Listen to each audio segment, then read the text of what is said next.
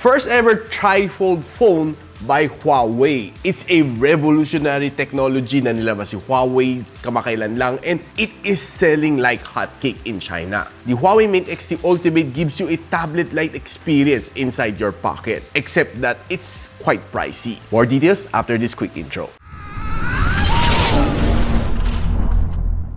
So si Huawei Mate X3 Ultimate na may 16 gigs of RAM and 256 GB of storage would be selling at around 270,000 pesos if you're lucky to get one, and you can inquire naman sa Shopee Philippines kung makakakuha sila. More details on the description below. Now, nung unang hawak ko dito sa phone nito, sobrang fragile. I was really panicking na baka I might break this phone. And it's really a good experience. At first, medyo kinakabahan ako sa kanya. But nung nag-open na siya, it was really different. Napakita ko lang sa inyo yung 360-degree nito phone nito. Makita mo, medyo mas makapal na siya bahagya compared to a normal na smartphone. Kasi tatlong screen dito na pinag-sandwich mo siya together, you'll be really amazed though once na in-unfold mo siya. Mapapansin mo sobrang nipis niya. Probably you might be surprised kung how the heck did Huawei pack it into this phone. Lalo na ka ng battery. Doon ako nagtataka. Paano na siniksik ang 5,600 mAh na battery dito? Eh, ang nipis nitong phone na ito. To be honest with you, sobrang revolutionary itong phone na ito. I just really can't wait na lumabas to sa Pilipinas. Na itong phone na ito comes in two colors. Either go for the black or go for the red. Now, yung screen niya, you can use it on 3 modes, by the way. Habang naka-unfolded siya, yung single screen. Now, you can make it into 2 screen like any foldable phones in the market. Meron din naman si Huawei. And you can further open it up into a really big display. Pag naka-open yung screen, it's a 10.2 display. This one is a tri-foldable na LTPO OLED display na may 90Hz na screen refresh rate. And ang kanyang screen-to-body ratio is really good dahil it's 92% screen-to-body ratio. Halos buong-buo na screen sa'yo. Halos sobrang nipis ng bezel na mapapansin mo sa kanya. Sobrang ganda na experience ko dito, guys. I was really mind-blown dito sa kanya. Pag naka-dual display ka lang dito sa kanya, it has a screen size of 7.9 inch. Now, if you close it down to unfolded, this one has a 6.4 inch, by the way. Now, one of the fun fact dito sa kanya is that masarap mag-browse dito on social media, lalo sa mga shorts. Noong nag-browse ako on the single screen, it was okay. No? So, tinry ko naman siya mag-browse on the dual screen, and nung in-unfold ko ang biggest screen and tinayo ko siya, eh, yung browsing experience is a whole new level. Parang sinupersize mo ang phone mo. Ganon kaganda experience niya. No? And another nice thing is it fits inside your pocket. Hindi mo na kailangan mabit-bit ng tablet kasi this one is good as a tablet. And another thing na sobrang gusto ko dito sa kanya is that if you're watching videos on the highest graphical settings on YouTube, expect it to give you a really smooth experience. Kasi ang ganda talaga ng kanyang screen. Probably the only thing na medyo kakabahin ka lang sa kanya is paghawak mo sa kanya. Parang sobrang nipis niya. It doesn't give you that tablet feel na paghawak mo sturdy. Kasi this one, alam mo naman, may dalawang hinges siya dito. So, expect mo na medyo kakabahan ka na hawakan siya na maayos. Yung kasama ng case na may stand sa likod might give you a better experience. And by the way, this phone is being powered by the Kirin 9010, and inside it's running Harmony OS 4.2.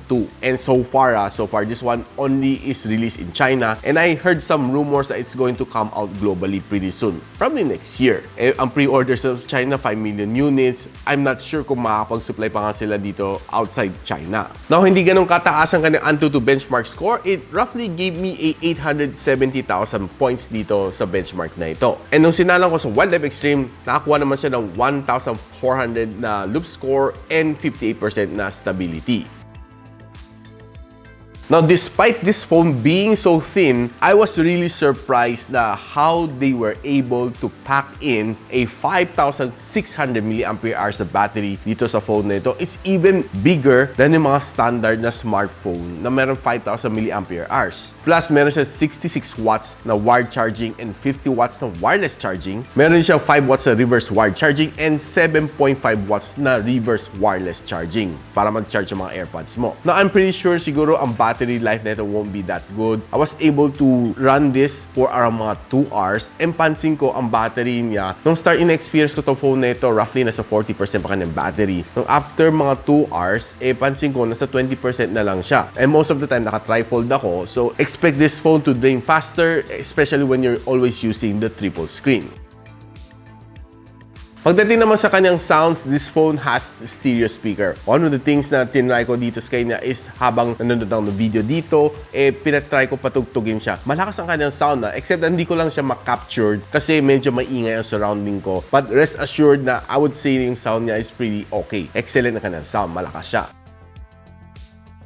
Now, ang kanyang camera naman, this one has a 50MP na main camera sensor with OIS, 12MP na periscope telephoto lens na may 5.5 times optical zoom, and 12MP na ultra-wide lens na may 120 degrees na field of view. Kaya naman na mag-shoot up to 4K and 60. Ang kanyang front-facing camera is a 8MP shooter which can shoot you up to 4K and 30. Now, taking some quick shots naman dito sa phone na ito on outdoor condition, I would say na maganda ang kanyang camera. Expect mo naman kay Huawei, yung kanyang technology naman pagdating sa camera is outstanding talaga. Even though na pinopromote ni Huawei dito, it's yung kanyang screen, yung camera is never left out. Kasi if you talk about Huawei, yung kanyang camera is always good. If you bring it indoor naman, exceptionally good din, makakuha ka rin naman magagandang shots din dito sa phone na ito. Now, if you use yung front-facing camera niya, you'll be surprised na maganda ng kanyang resolution. Though I wasn't able to get too many shots, pero nung nag-shoot naman ako sa outdoor and indoor, I was quite impressed sa mga shots na nakuha ko dito sa kanya. Hopefully to play with the camera more in the future. And if you use naman kanyang front-facing camera to take a vlog, expect mo, okay, maganda. Pero pansin ko, medyo may kunting pagka-grainy siya. Yun lang napansin ko na sa front-facing camera. Pagdating mo sa rear camera, expect it to be good, stable, and it would give you a really good 4K and 60 na experience. Now guys, ano masasabi ko sa Huawei Mate X-T Ultimate? Is it the phone for you? First things first is if makabili ka. Kasi sobrang rare nito phone na ito. Ang balita ko sa China, if you buy a Huawei na car, you get the chance to buy a phone na walang pila. Kasi ang haba pa rin ng pila nito, 5 million ang pre-orders nito. If you buy sa mga scalpers sa China, expect mo masyado siyang mahal. For me, the experience is really good. It's really revolutionary. But on the practical side of things, personally, I might buy two separate devices. A premium smartphone from Huawei, let's say Pure 70 Ultra, and a good tablet from Huawei which costs around mga nasa 29,000 to 30,000 pesos. In that sense, the most magagastos ko dito is around mga 120,000 pesos. May sukli pa ako, no? And you get two devices. Probably the only thing na masasacrifice mo dito is that hindi siya portable kasi dalawang devices and you don't get to play with the newer technology. So hopefully pag lumabas si Mate X-T2 Ultimate, bumaba na nga ng presyo para ma-enjoy naman ng mga consumer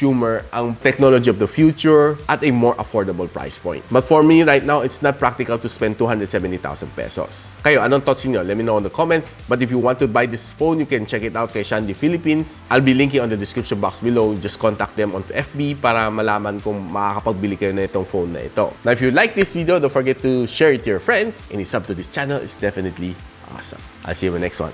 And so, ako para si Richmond, and you're watching Gadget Sidekick. Like and subscribe to my channel. Don't forget to hit that notification bell. For one of my latest uploads, click the dito. And for one of my popular uploads, click here.